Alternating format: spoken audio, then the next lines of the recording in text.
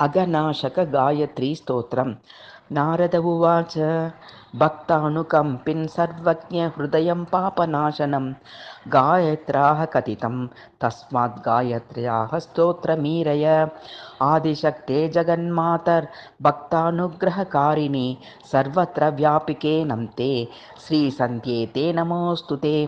त्वमेव सन्ध्या गायत्री सावित्री च सरस्वती ब्राह्मी च वैष्णवी रौद्री रक्ता श्वेता सितेतरा। प्रातर्बाला च मध्याह्ने यौवनस्था भवेत् पुनः ब्रह्मा सायं भगवती चिन्त्यते मुनिभिः सदा।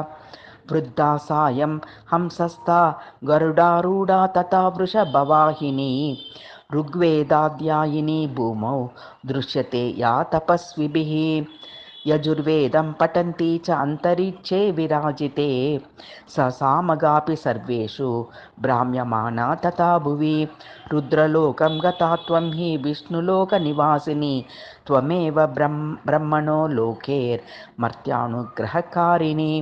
सप्तर्षिः प्रीतिजननी माया बहुवरप्रदा शिवयोः करनेत्रोत्था ह्यश्रु स्वेदस मुद्भवा। आनन्दजननी दुर्गा दशदा परिपठ्यते वरेण्या वरदा चैव वरिष्ठा वरवर्णिनी गरिष्ठा च वरार्हा च वरारोहा च सप्तमी नीला गंगा तथा संध्या सर्वदा भोगमोक्षदा। भागीरथी मर्त्यलोके पाताले भोगवत्यपि त्रिलोकवाहिनी देवी स्थानत्रयनिवासिनी भूर्लोकस्था त्वमेवासि धरित्री लोकधारिणी।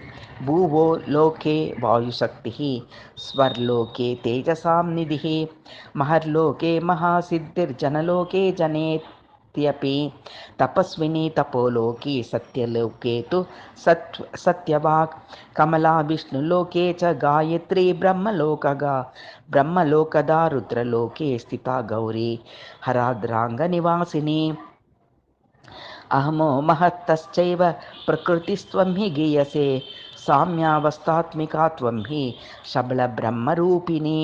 ततः पराशक्तिः परमा त्वं हि गीयसे इच्छाशक्तिः क्रियाशक्तिः ज्ञानशक्तिः श्रीशक्तिदा। गंगा च यमुना चैव विपाशा च सरस्वती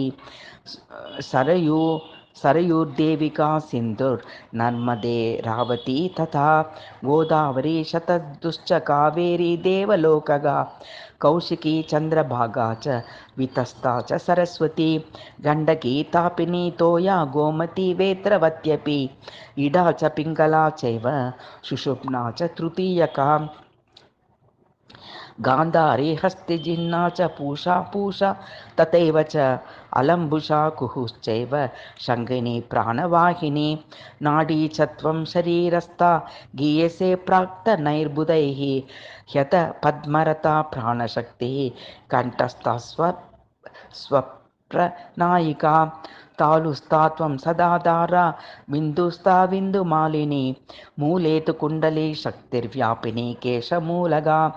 शिखा मध्यासना त्वं हि शिखाग्रे तु मनोन्मनि किमन्यद्बहुनोक्तेन यत्किञ्चित् जगति त्रये तत्सर्वं त्वं महादेवी श्रिये सन्ध्ये नमोऽस्तु ते। इतीदं कीर्तितं स्तोत्रं सन्ध्यायां बहुपुण्यदं महापापप्रशमनं महासिद्धिविदायकं य इदं कीर्तयेत् स्तोत्रं सन्ध्याकाले समाहितः अपुत्रः प्राप्नुयात् पुत्रं धनात्ति धनमाप्नुयात् सर्वतीर्थ तपोदानयज्ञयोगफलं लभेत् भोगान् भुक्त्वा चिरं कालमन्ते मोक्षमवाप्नुयात्। तपस्विभिः कृतं स्तोत्रं स्नानकाले तु यः पठेत् यत्र कुत्र जले मग्रः सन्ध्यामज्जनजं फलं लभते नात्र सन्देहं सत्यं च नारद।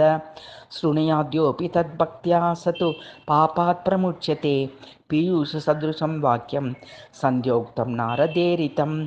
इति श्रीदेवी भगवते महापुराणे द्वादशस्कन्धे पञ्चमोऽध्याये श्री अगनाशक गायत्री स्तोत्रं सम्पूर्णम्।